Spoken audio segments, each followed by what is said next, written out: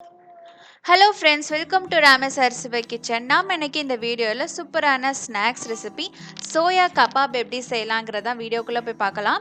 வீடியோக்குள்ள போறதுக்கு முன்னாடி சேனலை ஃபர்ஸ்ட் டைமா பார்க்குற ஃப்ரெண்ட்ஸ் சப்ஸ்கிரைப் பண்ண மறந்துடாதீங்க. கூடவே இருக்கிற பெல் ஐகானை கிளிக் பண்ணிக்கோங்க. அதில் ஆல்ன்ற ஆப்ஷனை செலக்ட் பண்ணிக்கோங்க. இந்த சோயா கபாப் செய்கிறதுக்கு நம்ம ஃபஸ்ட்டு ஒரு பேனில் 2 டீஸ்பூன் அளவுக்கு எண்ணெய் சேர்த்துக்கலாம். இதில் ஒரு 3/4 டீஸ்பூன் அளவுக்கு சோம்பு சேர்த்துக்கோங்க. 1/4 டீஸ்பூன் அளவுக்கு சீரகம் சேர்த்துக்கலாம். இது கூடவே ஒரு கைப்பிடி அளவுக்கு பொட்டுக்கடலை நம்ம சேர்த்துக்கலாம். ஒரு சின்ன துண்டு இஞ்சி, 2 பல் பூண்டை நான் 2ஆ கட் பண்ணி வச்சுருக்கேன், அதை சேர்த்துக்கிறேன். ஒரு சின்ன வெங்காயத்தை நறுக்கி வச்சுருக்கேன், அதை சேர்த்துக்கலாம். தேவையான அளவுக்கு பச்சை மிளகா சேர்த்துக்கலாம். நான் ஒரே ஒன்று தான் சேர்த்துருக்கேன். உங்கள் காரத்துக்கு ஏற்ப பச்சை மிளகா சேர்த்துக்கோங்க. வரமிளகா இருந்தால் கூட நீங்கள் அதையும் சேர்த்துக்கலாம். இதை நல்லா செவக்க நம்ம வறுத்துக்கலாம். லோ ஃப்ளேம் வச்சுட்டு அந்த வெங்காயம், இஞ்சி, பூண்டு, பச்சை மிளகாய் எல்லாம் நல்லா வதங்குற அளவுக்கு நல்லா வதக்கி எடுத்துக்கோங்க. இப்போ இதில் கொஞ்சோண்டு கருவேப்பிலையும் சேர்த்து நம்ம நல்லா வதக்கிக்கலாம்.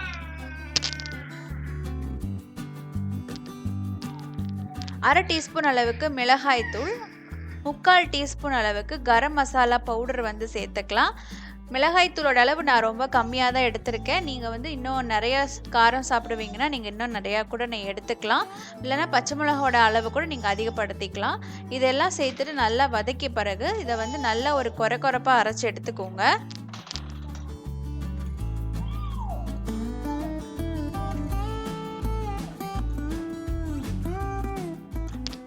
இப்போ பார்த்தீங்கன்னா நான் அந்த மசாலாலாம் கொரப்பாக அரைச்சிட்டேன். அதே போல் ஊற வச்சிருக்கிற சோயாவையும் ஒரு மிக்சி ஜாரில் போட்டு நல்லா அரைச்சி எடுத்துட்டேன். இதில் தேவையான அளவுக்கு உப்பு சேர்த்து இது நல்லா மிக்ஸ் பண்ணிக்கலாம்.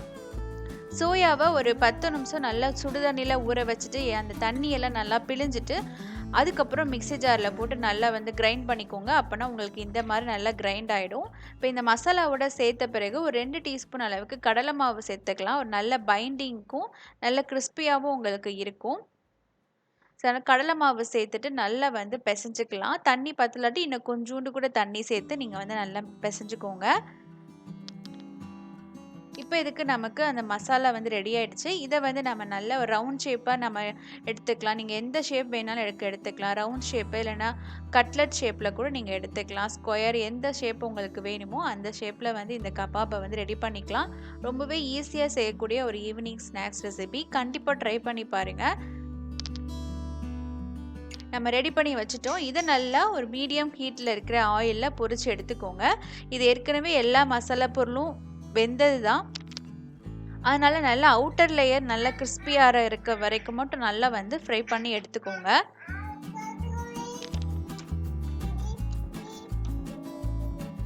ஆயிலோட ஹீட்டோட அளவு ரொம்ப ஹை ஃப்ளேமில் இருக்காமல் ஒரு மீடியம் ஃப்ளேமில் வச்சுக்கோங்க. ஏன்னா நம்ம போட்ட உடனே கரிஞ்சு போயிடும். அப்போனா நமக்கு சாப்பிட்றதுக்கு டேஸ்ட் நல்லா இருக்காது. அதனால் ஒரு மீடியம் ஹீட்டில் இருக்கிற ஆயிலில் இந்த கபாபை போட்டு நல்லா பொரிச்சு எடுத்துக்கலாம். ரொம்பவே சூப்பரான இன்ஸ்டண்ட்டாக செய்யக்கூடிய ஈவினிங் ஸ்நாக்ஸ் ரெசிபி. இது கண்டிப்பாக ட்ரை பண்ணி பாருங்கள்.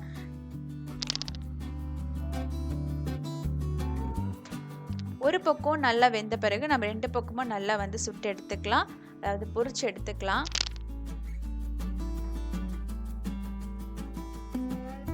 கபாப் ரெடி ஆகிடுச்சு. ரொம்பவே சூப்பரான கிறிஸ்பியான கபாப் ரெடி ஆகிடுச்சு. கண்டிப்பாக ட்ரை பண்ணி பாருங்கள். இந்த வீடியோ உங்களுக்கு பிடிச்சிருந்தா சேனலை மறக்காமல் சப்ஸ்கிரைப் பண்ணிக்கோங்க. இந்த ரெசிபியை உங்கள் ஃப்ரெண்ட்ஸ் அண்ட் ஃபேமிலிக்கு ஷேர் பண்ணுங்கள். தேங்க்யூ ஃபார் வாட்சிங். நெக்ஸ்ட் சூப்பரான வீடியோவில் சந்திக்கலாம்.